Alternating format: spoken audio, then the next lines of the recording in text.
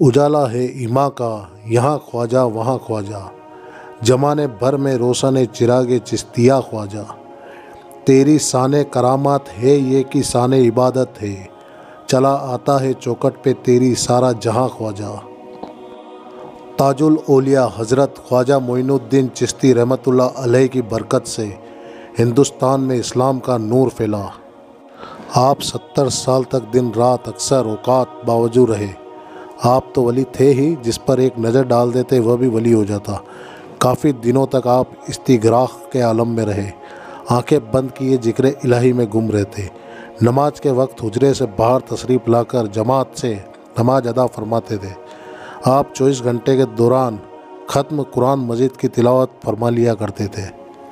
آپ فرماتے سلطان المشائخ حضرت خواجہ عثمان ہارونی کی خدمت میں جب تک رہا، ایک دن بھی آپ نے نفس کو آرام نہیں دیا، دن تو دن رات کو رات نہ جانا۔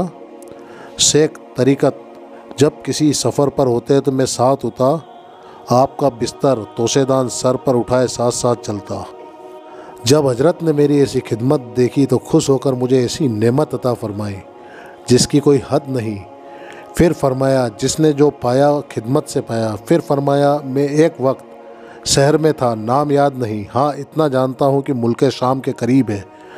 شہر کے باہر ایک غار تھا، اس میں ایک بزرگ رہتے تھے، لوگ انہیں شیخ محمد واحد عزیزی کے نام سے یاد کرتے ہیں۔ ایسے کمزور کی بدن کی ہڈیاں نظر آئے۔ آپ جا نماز پر بیٹھے تھے، 2 شیر آپ کے پاس کھڑے تھے۔ شیروں کو دیکھ کر میں ان کے قریب جانے کی ہمت نہ کر سکا۔ اچانک انہوں نے نظریں اٹھائی اور مجھے دیکھ کر فرمایا قریب آ جاؤ، ڈرو مت۔ ہمت کر کے میں قریب پہنچا اور سلام کر کے بیٹھ گیا۔ انہوں نے فرمایا اگر تم کسی کو نقصان پہنچانے کا خیال دل میں نہ لاؤ تو وہ تمہیں کوئی نقصان نہیں پہنچا سکتا۔ جس کے دل میں خدا کا خوف ہوتا ہے اس سے سب ڈرتے ہیں۔ پھر مجھ سے پوچھا کہو کہاں سے آئے ہو؟ میں نے عرض کیا بغداد سے۔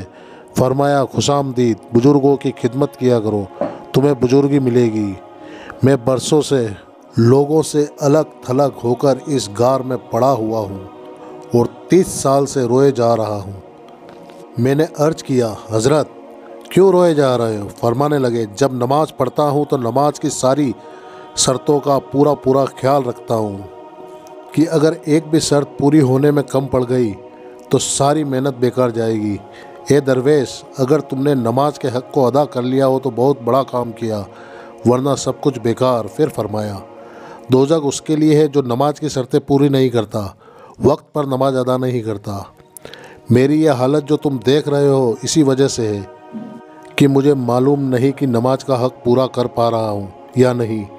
اتنا بیان فرمانے کے بعد انہوں نے ایک سیب نکال کر مجھے عطا فرماتے ہوئے فرمایا نماز بہت بڑا عہد وعدہ اقرار ہے، اگر یہ عہد پورا کر لیا تو سمجھ لو کہ ساری ذمہ داریاں ادا کر لی، ورنہ قیامت میں کسی کو منہ دکھانے قابل نہ ہوگے۔ یہ نصیحت بری دردناک باتیں سن کر حضرت خواجہ غریب نواز کی آنکھوں میں آنسو آ گئے اور وہاں موجود لوگوں سے آپ نے فرمایا نماز کے ارکان ستون ہے، جب تک پائے سیدھے کھڑے رہیں گے گھر بھی قائم رہے گا، جب پلر گر جائیں گے تو گھر بھی گر جائے گا۔ چونکہ اسلام کا ستون نماز ہے تو جن کی نمازیں فرضوں سنتوں رکوع سجدے میں خلل پڑے اور صحیح ادا نہ ہو سکے تو اس کے دین میں فطور آ جائے گا۔ حضرت خواجہ فرماتے ہیں اللہ کے پہچاننے کی نشانی ہے کہ بھیڑ بھاڑ سے دور بھاگنا اور معرفت کے بارے میں خاموش رہنا۔ جب سے میں پیدا ہوا ہوں اسی وقت سے عاشق معشوق اور عشق ایک ہی پایا۔ لوگوں نے آپ سے پوچھا مرید کب طائب ہوتا ہے تو آپ نے فرمایا جب 20 سال تک فرشتہ اس کے نامہ اعمال میں کوئی گناہ نہ لکھے، 20 سال تک اس سے کوئی گناہ نہ ہوا ہو۔ حاجی حضرات خانہ کعبہ کا طواف کرتے ہیں اور عارف اپنے دل سے عرش اور حجاب عظمت کا طواف کرتے ہیں۔ آدمی دوزخ کے عذاب سے بچنا چاہتا ہے، اس کے لیے بندگی ضروری ہے، بے بسوں کی مدد کرنا، ضرورت مندوں کی ضرورت پوری کرنا، بھوکوں کو کھانا کھلانا بہترین عبادت ہے۔ حضرت خواجہ غریب نواز رحمۃ اللہ علیہ کی ملاقات 2 بار حضرت پیرانے پیر دستگیر سے ہوئی بتائی جاتی ہے۔ ایک بار آپ اس وقت روحانیت کی منزلیں طے فرما رہے تھے، آپ کو دیکھ کر پیرانے پیر نے بصارت دیتے ہوئے فرمایا تھا یہ آگے چل کر دین کا مقددہ اپنے زمانے کا شیخ المشائخ ہوگا۔ بے شمار لوگ اس کی بدولت منزل مقصود تک پہنچیں گے۔ دوسری بار جب پیران پیر جودی پہاڑ کے دامن میں کچھ زمین خرید کر اپنی اولادوں کو بسا رہے تھے۔ اس کے علاوہ دونوں میں خاندانی رشتہ بھی ہے۔ بتایا جاتا ہے کہ حضرت خواجہ غریب نواز نے بغداد میں ایک حجرے میں 40 دن تک عبادت بھی فرمائی۔ آپ نے شیخ طریقت حضرت خواجہ عثمان ہارونی سے تعلیم مکمل فرمانے کے بعد ان کی اجازت سے آپ سفر پر روانہ ہوئے۔ اس وقت آپ 52 سال کے ہو چکے تھے۔ جہاں بھی پہنچتے اکثر قبرستان میں ٹھہرتے۔ وہاں آس پاس والوں کو آپ کے آنے کی خبر لگ جاتی تو لوگوں کی بھیڑ جمع ہو جاتی تو آپ چپکے سے وہاں سے کہیں اور چلے جاتے۔ اسی طرح پھرتے پھراتے آپ مکہ شریف پہنچ گئے۔ کچھ دنوں وہاں قیام فرمانے کے بعد مدینہ شریف پہنچے۔ تاجدار حرم نے فرمایا، زیارت سے مشرف ہوئے اور ارشاد ہوا، معین الدین، تم میرے دین کے معین اور سلطان المشائخ ہو، تمہیں ہندوستان پہنچ کر دین کی تبلیغ کرنی ہے۔ سرکار نے روحانی طور پر وہیں سے آپ کو اجمیر تک پہنچنے کے راستے بتا دیے۔ چنانچہ آپ 40 مریدوں کو لے کر سلطان الہند اجمیر کے لیے چل پڑے۔